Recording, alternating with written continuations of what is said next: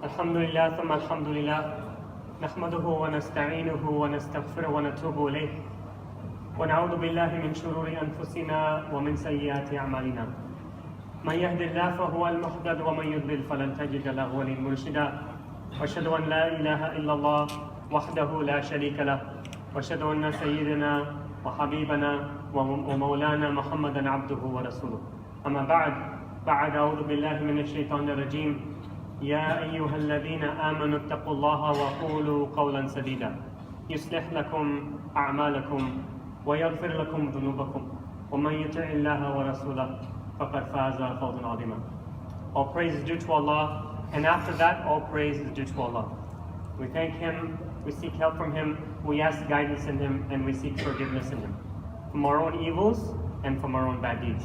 Anyone who has been guided by Allah, they are indeed guided.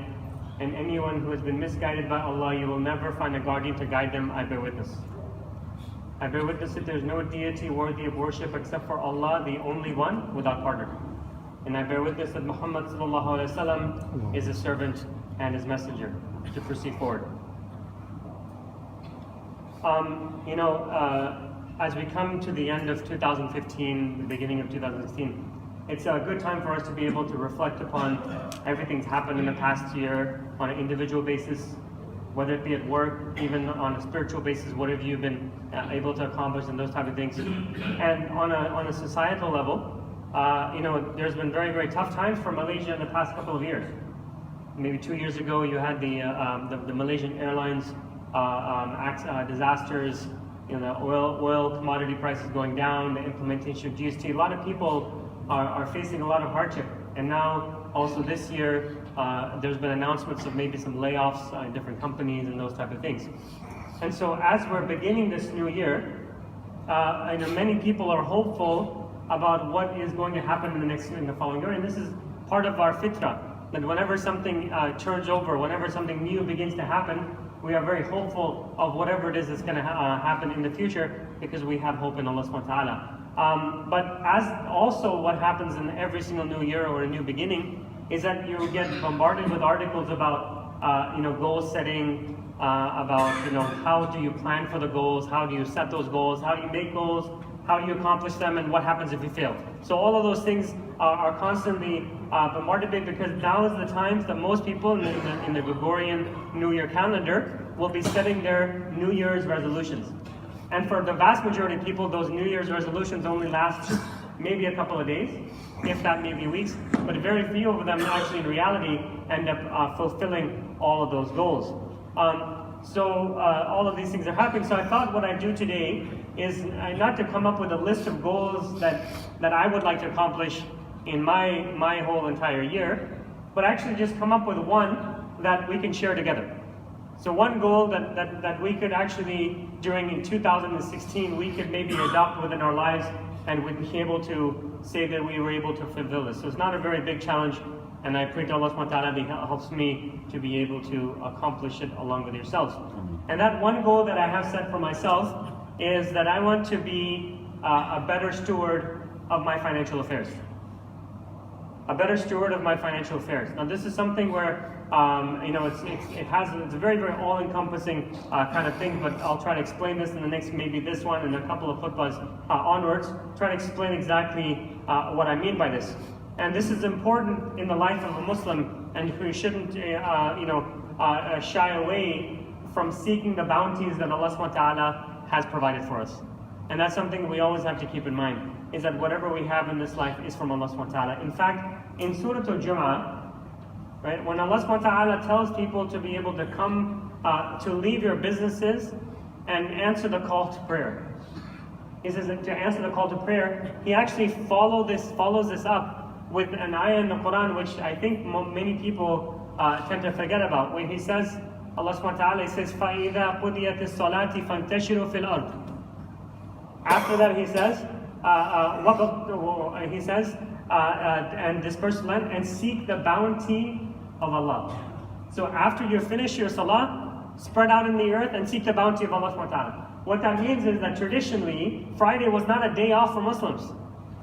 Traditionally, you had work on Friday, you took time off for Jummah, and then after the Jummah was over, you went back to work. and you spread yourself through the land, and you gather the bounties that Allah subhanahu wa ta'ala had laid out for you. And then Allah subhanahu wa ta'ala finishes the ayah where He says, وَاذْكُرُوا اللَّهَ كَثِيرًا لَعَلَّكُمْ تُفْلِحُونَ, where He says, remember Allah often so that you will be successful. Right? So the success part of it is both. The success part of it is when you go out there and seek the bounties of Allah subhanahu wa ta'ala, and the success is also in making much remembrance of Allah itself. So that's the balance that we have to have when we have the balance within our lives. But this ayah also is talking about this balance between worship and earning the provisions that Allah subhanahu wa ta'ala set out for us. In fact, if you do it in a halal way, and you also do it with a proper intention, the actual work that you do becomes an act of ibadah itself.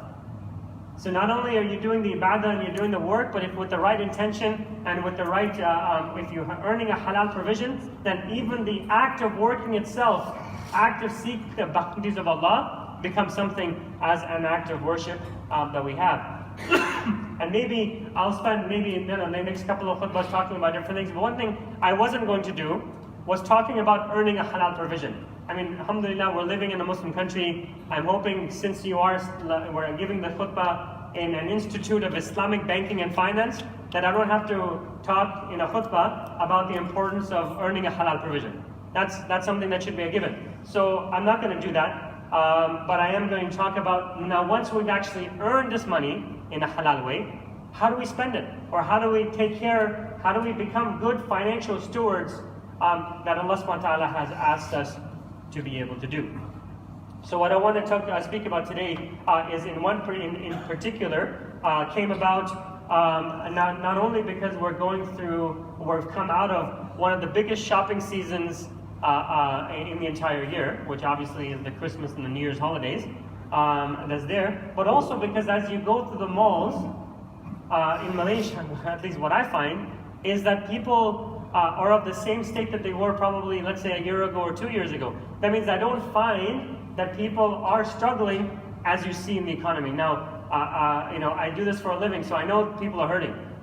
And if they are hurting, then how is it possible that all the malls are full and all of these things are going on? So I thought I'd talk a little bit about that going forward, because you're not going to get that impression if you walk through the malls of Kuala Lumpur. It seems that people are spending money and as if they have an endless supply of it, right? And in this supply, and you usually are buying things that are in the category of want rather than a need or a necessity, right? You see the different ones.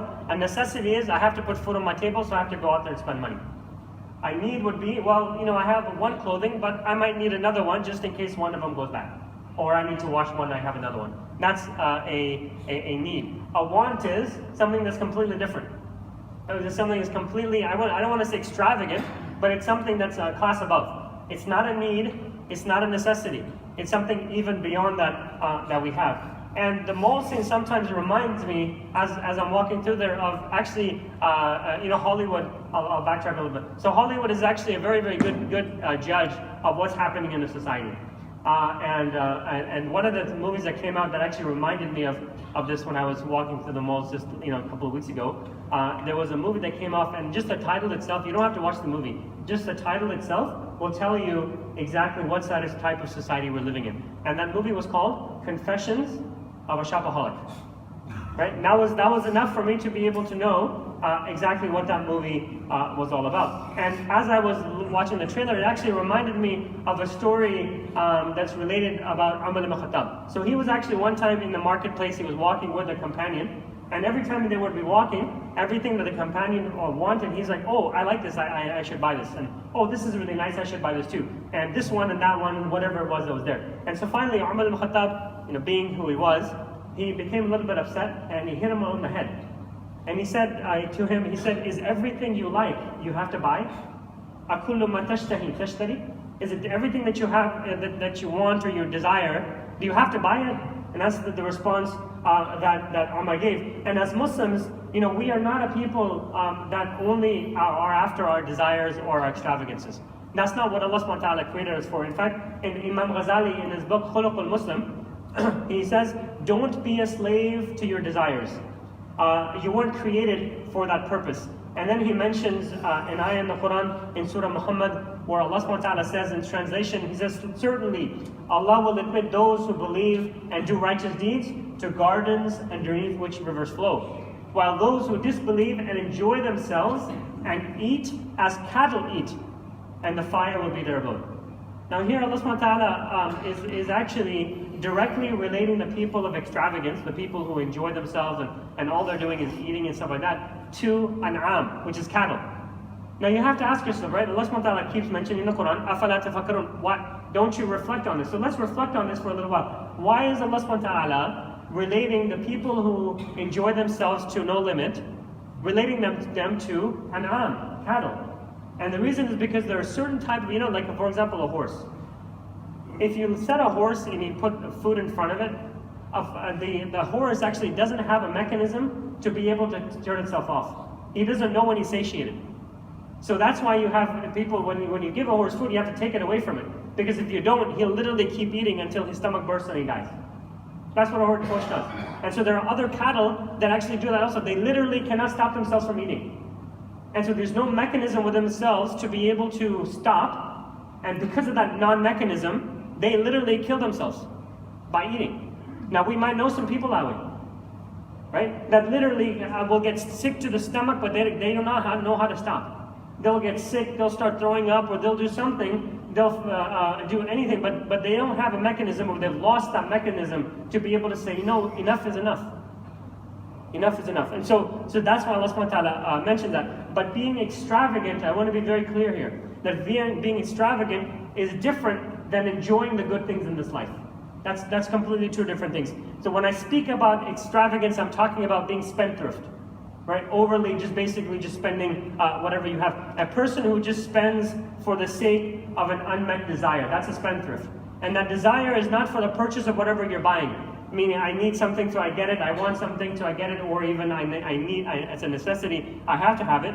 But there's an unmet desire that they have, which is beyond the actual clothes themselves, or beyond the actual shoes that they're buying, or whatever it is that they're buying. They're meeting an unmet desire, possibly of depression, possibly of other things that are actually happening. And these people are trying to do that by going out there and spending the money that they have. So that's the type of person that we have, or a person who wants to be seen by men, or other people that just want to be seen wearing the nicest of clothes, or having a closet full of clothes, those type of things.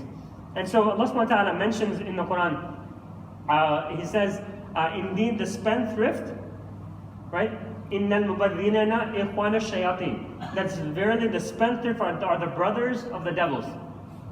And then Allah subhanahu wa ta'ala goes on, he says, وَكَانَ الشَّيْطَانَ لِرَبِّهِ كَفُورًا. That shaitan is indeed to his Lord ungrateful. So Allah subhanahu wa ta'ala here, for the spendthrift, there's someone who can't control his need for wanting more and more stuff. He's relating them to the ikhwana shayateen, the brothers of the devils. And then he relates it in that way. And so being spendthrift leads to something that's wasteful. And that's why Allah subhanahu wa ta'ala is relating the two. Allah subhanahu wa ta'ala says, Akalu washrabu wa la tusrifu. That eat and drink, but don't waste. And that's something also that we can talk about, because this is something clearly that we can see a lot of times when we go to weddings and parties and those type of things, right? There's an open buffet, the call for the dinner is called, or whatever it is, and everybody gets up and rushes toward the table, and they put a mountain of food on their plate, and half of that food they never end up eating. And even if they do eat all that food, they get sick to the stomach, and they can't even get up after whatever it is that they're eating. So that is something that happens within us. And so that is what Allah subhanahu wa ta'ala is talking about. Akulu washrabu wa la tusrifu. Eat and drink, but do not be wasteful in whatever it is that you're actually doing. But also, wastefulness is something that we can do by buying clothes and those type of things. But it can be something where that you're buying your 15th pair of shoe when you already have a whole closet full. It's buying one extra pair of clothing when you already have, let's say, a closet. Now, there's a trend that's in America that actually is in Malaysia, not too far away from. So I'll mention this to you. One time I was driving in New York City, And you know how expensive real estate is in New York. It's like Hong Kong or Singapore, for that matter. It's probably maybe more expensive. And as I was driving through Manhattan, there was actually a building, and out of all the buildings that were there in Manhattan, all of them had glass. You could see maybe some offices in there. This one building was completely like concrete. It was a warehouse. That's what it looked like. There was no windows. There was nothing. So I asked the taxi driver, I said, all these beautiful buildings are there. What is this one that's here? And he said, oh, that is a storage facility. A storage facility means that, let's supposing you have your closet. So you put all the clothes and everything that you have. And then you have your attic, or maybe in America they have attics, so in the roof you can actually put your clothes. And then you have a garage that you put all of your other stuff into. And once all of that has run out, and you still have more stuff, you pay somebody to hold your stuff for you. And that I'm being very serious when I say that that's something that in the West, in the Eastern world, in the Muslim world, that is going to happen, because it's happening already in majority of the Western world. Because the way that we spend, we buy it, but we don't throw anything away. We don't give anything in charity. And so all we're doing is we're collecting stuff that we're never going to be able to use, because we have just way too much of that actual stuff itself. And so that is something that we have to think about, and we have to say to ourselves, do I have things that I really don't need? And I'm not saying don't buy. If you do buy, then at least keep your closet empty enough to give away whatever it is that you're never going to use. At least you get some reward out of being able to do that. And interestingly enough, which is something that I found to be not surprising, but I said, oh, that is true. Interestingly, a spendthrift can be someone who gives away too much in charity as well.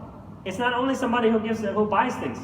A spendthrift can be somebody who spends too much in charity. For example, if you spend all of your money in charity when you have a responsibility to your family, then you're being a spendthrift. Allah subhanahu wa ta'ala mentions in Surah An'am in verse 141, towards the end of the ayah, he says, out of the fruit that's actually gathered from the pomegranate, from the dates and that type of thing, he says, each of the fruit, when they ripen and pay their due, which is the zakat, and on the day of the harvest, and waste not by extravagance. Verily, Allah likes not those who are musrifin, those who waste and are extravagant. And in the commentary of this hadith, Ibn Kathir actually mentioned, and he said that extravagance prohibited here refers to excessive charity beyond the normal amounts. Ibn Zurayj actually said this verse was revealed concerning a companion, Thabit bin Qais bin Shammas, who plucked the fruits of his date palms. He basically harvested the dates. Then he said to himself, this day, every person who comes to me, I will feed from it. And so he kept feeding the people as they kept coming until the evening time came, and there was nothing left for him. There was nothing left for him. And so Allah subhanahu wa ta'ala revealed this verse in the Quran, where Allah subhanahu wa ta'ala says, Innahu la yuhibbul musrifin. That Allah, it is indeed, He is the one who does not like the wasteful. So the wastefulness is not something I only want to talk about from one side. It's also a balance. You don't spend anything as well. And I'll talk about this in the next part of my khutbah. But Allah subhanahu wa ta'ala mentions, He says, وَالَّذِينَ إِذَا أَنفَقُوا, those who when they spend, لَا يُسْرِفُوا وَلَا يَقْتُرُوا وَكَانَ بَيْنَ ذَلِكَ قَوَامًا. He says those who when they spend are neither extravagant nor are they wasteful, but they carry a middle way between the two. I ask Allah subhanahu wa ta'ala to make us of those who enjoy His bounties but are not extravagant, nor are we wasteful. أقول قولي هذا واستغفر ولكم واستغفروه.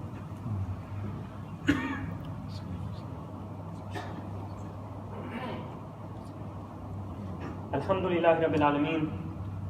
الصلاة والسلام على أشرف الأنبياء والمرسلين محمد صلى الله عليه وسلم. All praise is due to Allah. Praise and blessings be upon His Messenger Muhammad sallallahu alaihi wasallam. Before I begin, again, just a reminder, it's a pretty hot day outside. So if you do see a little bit of space in front of you, just move up a little bit. There are people outside that are standing in the hot sun. And so I'm sure you wouldn't want to be in that position, so don't do everything that you want to do for your brother. So please just move just a little bit so that everybody can move up and the people in the sun can actually come inside.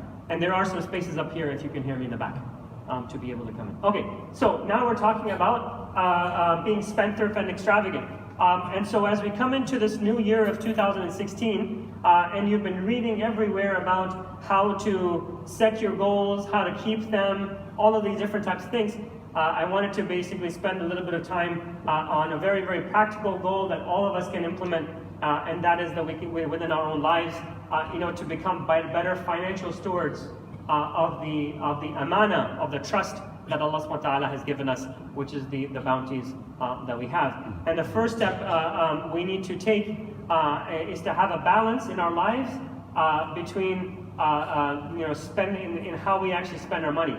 Not being too extravagant, but also at the same time, not being too wasteful. At the same time, the Messenger of Allah sallallahu alaihi wasallam, he said, talking about extravagance and showing off, just buying clothes just to be able to show people what you have. The Messenger sallallahu alaihi wasallam said, whoever wears garments for showing off, Allah will humiliate him in the hereafter and will set fire to him. So it's no like matter that we basically spend whatever we want and not be good financial stewards of our things. But the benefiting from Allah subhanahu wa ta'ala's bounty is a very, very relative thing. And I want to discuss this in this part. It's a very relative thing. But how do we know where the boundaries are if it's a relative thing? Allah subhanahu wa ta'ala in Surah Furqan is actually in the last part of Surah Furqan, he's describing a certain type of people. And he calls them the Ibadur Rahman, the servants of the most merciful.